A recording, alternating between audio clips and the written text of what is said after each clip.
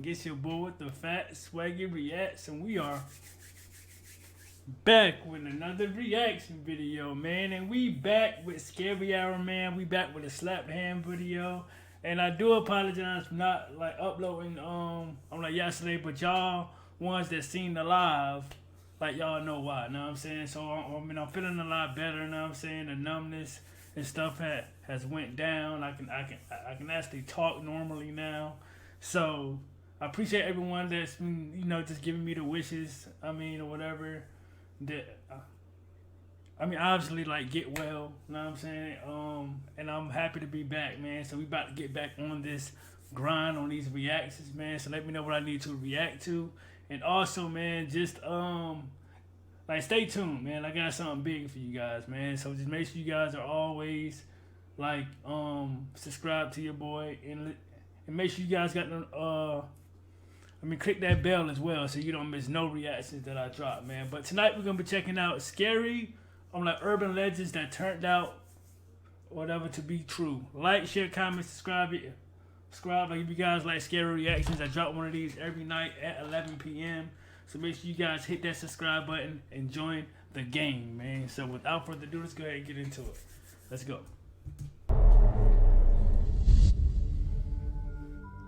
Many urban legends tell of a story of a deranged mental patient who escaped an insane asylum to prey on nearby men, women and children.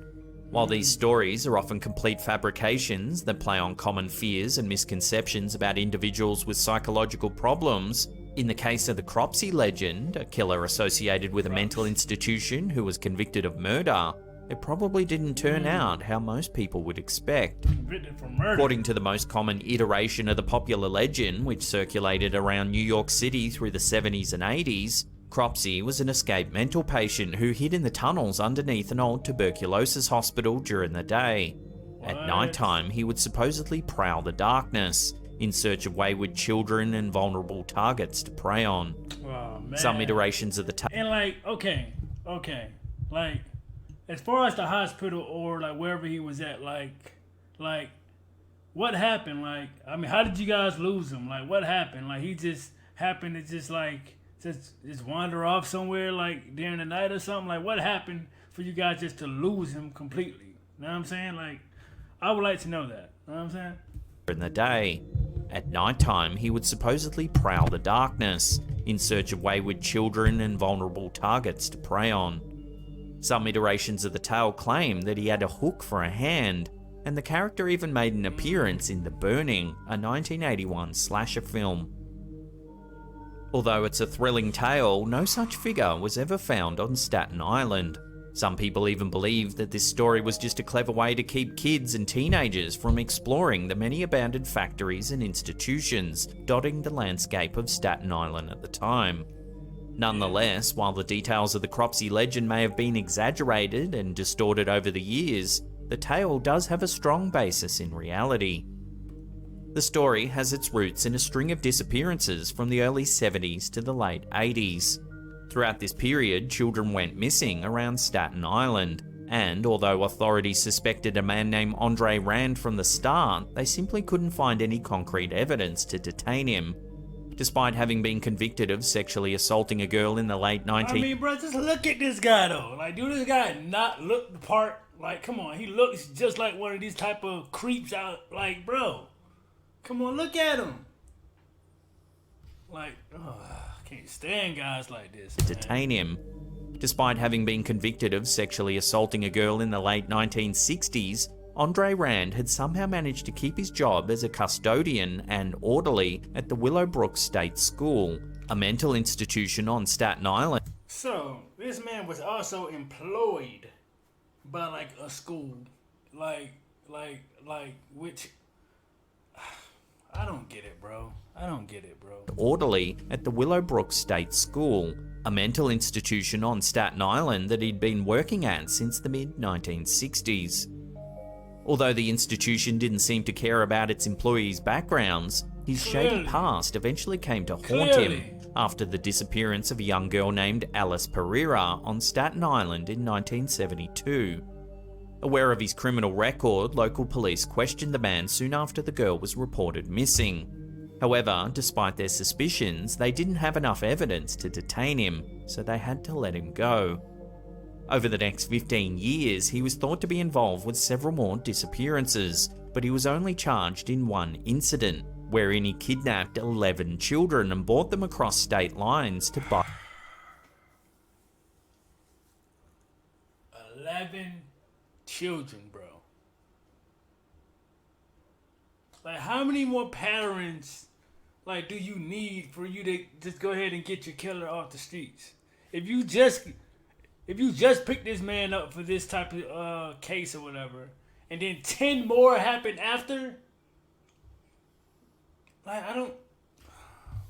incident wherein he kidnapped 11 children and brought them across state lines to buy them lunch.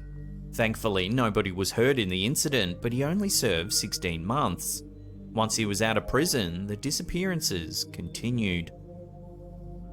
Finally, in 1987, a girl named Jennifer Schweiger was reported missing, and she had last been seen with Andre Rand. By this time, the Willowbrook State School had recently closed, and its large campus had become a prime location for squatters and vagrants, including the recently unemployed Rand. Suspicious of the man and aware of his whereabouts, the local authorities searched the school, and after more than a month, an officer noticed what appeared to be a shallow grave on the premises. Soon after the grave was discovered, the police dug it up and identified Schweiger's body. Nearby, police found a makeshift camp that had been erected by Rand, all but confirming their suspicions. Following this discovery, Rand was found guilty of first-degree kidnapping, but they didn't have enough evidence to convict him of murder. He was sentenced to 25 consecutive years in prison, and he was set to be released in 2013. However, in 2004, more evidence was uncovered that linked him to the 1981 disappearance of Holly Ann Hughes, a young girl from the Staten Island area. Again, they couldn't convict him of murder, but he got another first-degree kidnapping charge and was sentenced to another 25 to life in prison. Just end it, bro. Just end it, bro. Like this, cause like in due time, more and more evidence is gonna come up, bro. More and more evidence is gonna come up about these missing children, and like you're gonna be linked to it eventually, bro. It's a puzzle, bro. It's all gonna get put together at one point. Know what I'm saying? Like, come on, bro. It looks like he'll be eligible for parole in 2037. So if you live in New York City, then you should be extra careful and pay close attention to the headlines around that time. It's crazy, man. I can't.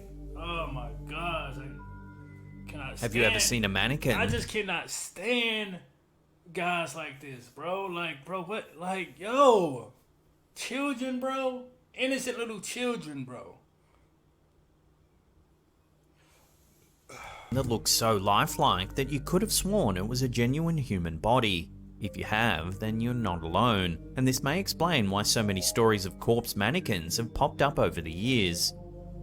One fateful day in 1976, a studio was filming an episode of The $6 Million Man at the New Pike Amusement Park in Long Beach, California. A hanging mannequin was obscuring a shot, so one unlucky film technician had to move it so that the crew could continue filming. As he started to get it out of the way, an arm broke off, and it became pretty clear that this wasn't any ordinary mannequin. Within an instant, he noticed human bone and muscle around the broken piece of the mannequin's arm, and the crew quickly Whoa. You mean to tell me that this was a real person? And people thought it was a mannequin? So how long was it actually... Yo... human bone and muscle around the broken piece of the mannequin's arm, and the crew quickly realized they were dealing with a corpse.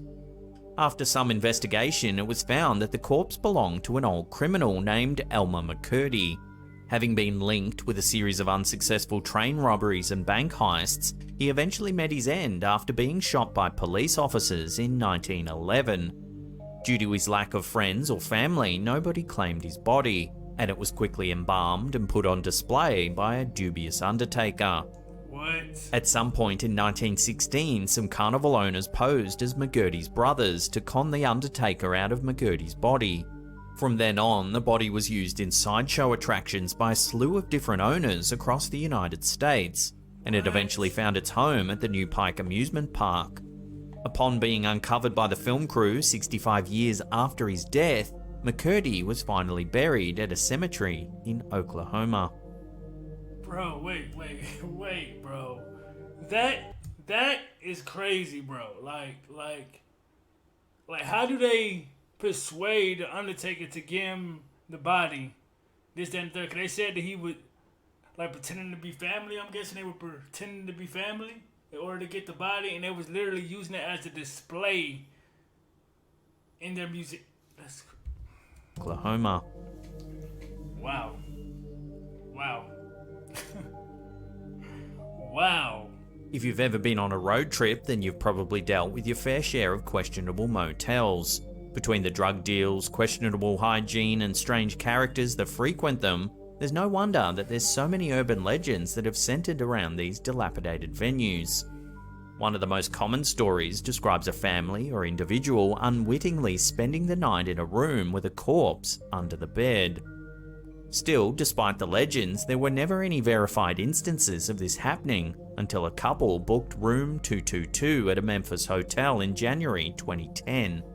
Upon entering their room, they immediately noticed a foul odor, and no matter That's what I was about to say, bro. If you're in a hotel, bro, wouldn't you be able to smell the body? And the same thing with the hanging with the corpse, with the hanging, like in the the last video. God damn it. The last video. You know what I'm saying? Like, wouldn't you be able to smell that it was like something wrong with that mannequin? You know what I'm saying? what they did, they couldn't cover it up. Immediately noticed a foul odor, and no matter what they did, they couldn't cover it up. Coincidentally, detectives from the Memphis Police Department investigated the motel concerning a missing person case a couple of times over the next few days, but they never checked out the Sargent family's room, and the hotel staff claimed they hadn't noticed anything strange about the room. The missing woman was Sony Millbrook, and she and her family had been staying in room 222 at the motel for several weeks before she had allegedly checked out. Despite having checked out, she was reported missing after she failed to pick up her children from daycare. However, the trail was cold and the police couldn't seem to find a lead. In the meantime, the Sargent couple complained about the room to the motel staff, but they refused to let them stay in a different room. Sick of the smelly room, they stayed at another hotel for some time, but they eventually came back because they couldn't find a better price elsewhere. Upon their return, they spent another day in the room, and it was even smellier than before. Oh no, bro! So they literally had to force them to stay in that room and deal with that smell. That is ew, bro. Oh my god. And they spent another day in the room, and it was even smellier than before. Finally, more than 5 weeks after the Sargent couple had first checked in, a motel worker found a corpse under the bed in room 222. A corpse? Following this, Lakeith Moody, the woman's boyfriend at the time of her disappearance, was apprehended and sentenced to life in prison for the strangulation of Sony Millbrook. While it's good that the culprit was eventually brought to justice, one has to wonder why it took so long. Right. Why did the hotel staff not report the strange smell to the police? And why did the detectives not check the room in which the missing person had been staying?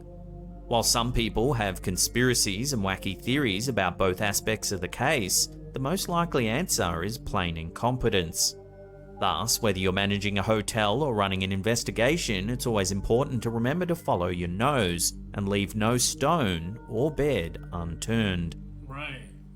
Like, yeah, like, bro, like, didn't nobody want to just like call the cops or even the damn housekeeper, bro? Like, your job is to clean up the apartment and try to figure out like any type of smells, this, that, and the third, and you just now doing it now, months later?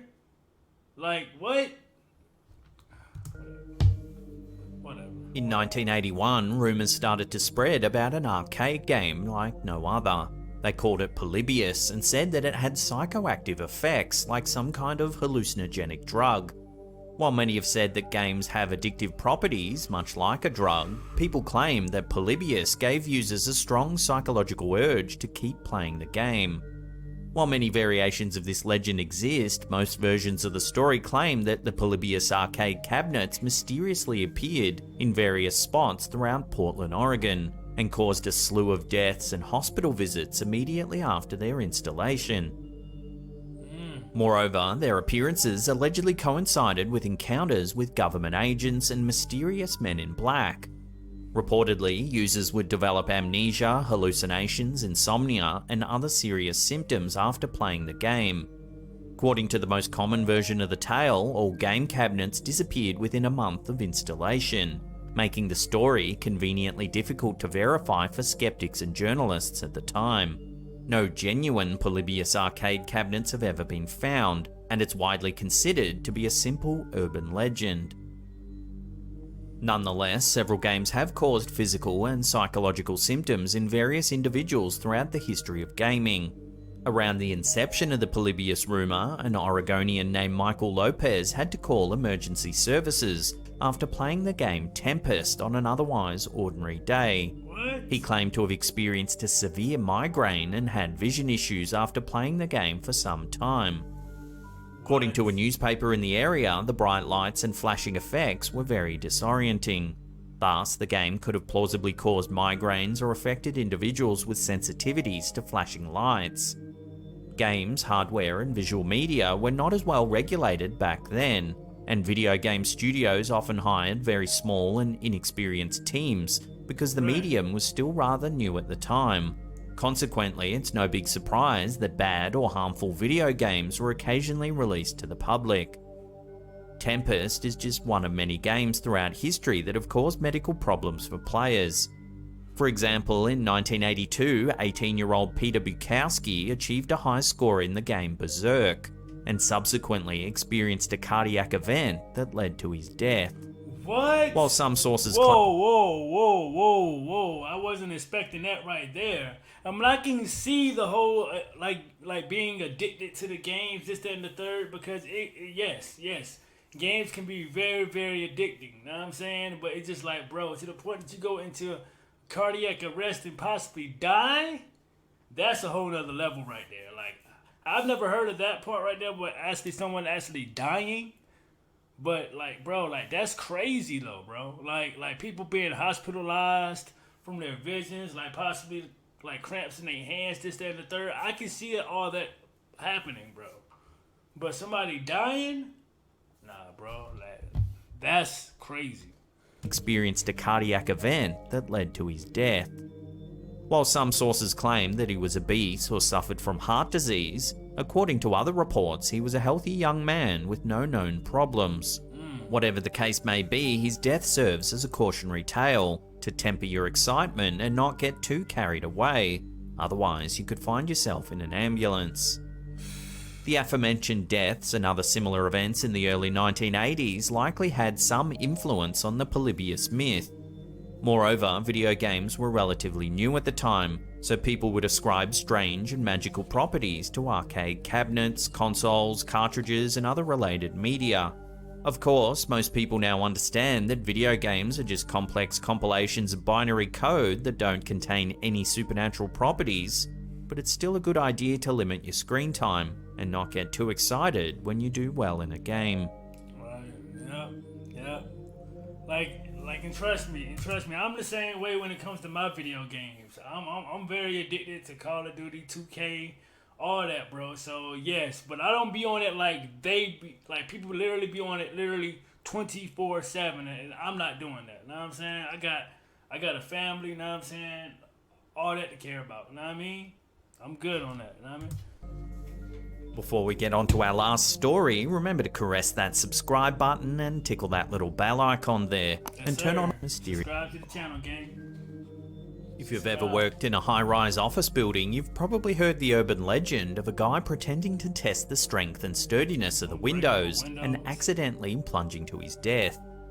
Gary Hoy, a securities law specialist at a company in Toronto, plunged from the 24th floor of the TD Bank Centre in Toronto after jumping through a window in an insane stunt that had no real purpose. People have whispered about unbreakable windows in skyscrapers across the globe for as long as skyscrapers have existed, but nobody ever dared test the urban legend until July 9, 1983. For some reason, on that day, Gary really wanted to liven up the atmosphere for a group of new interns while conducting a routine tour. Upon reaching a conference room, the man claimed that the office windows in the office were impossible to break, and to his credit, he wasn't exactly wrong. As he reportedly done many times before, Gary Hoy took position and slammed himself against the window, but that would be the last thing he would ever do. Wow, bro. The window was quite durable. It didn't break after the 160-pound man rammed into it. However, the window did manage to pop out of its frame. Unable to stop his forward momentum, Gary Hoy flew out the window with the window pane. Damn, man. Oh, that sucks, bro. That sucks, bro. Unable to stop his forward momentum, Gary Hoy flew out the window with the window pane and died upon impacting the ground just a couple of seconds later. While his death was tragic, thankfully nobody else was injured in this event. The man's recklessness could have easily killed or injured several passers-by if they would have been in the wrong place at the wrong time. Definitely, yes. By going out in such a way, Gary Hoy will forever be immortalized in television shows and online articles as someone who suffered one of the most avoidable deaths in history. For real, man. Like that just still just sucks, bro. At the end of the day, that really sucks, man. Now, like you just trying to liven up your work environment, this, that, and the third, but end up plunging to your death. That's tough, bro. That's tough to deal with, man. Just imagine the phone call that they had to make to his family after that. You know what I'm saying? Like, that's crazy to me, bro. Let me know what you guys thought about this reaction, man. Like, make sure you guys are tuned in tomorrow when I drop another one at 11 p.m. But I need you guys to be on point. You know what I'm saying? Because it's definitely coming. Like, I mean, I'm thinking about doing like a Mr. Ballin video. You know what I'm saying? I definitely got y'all. Like, share, comment, subscribe, gang, and SRT gang. I am out this thing, man. Let's get it.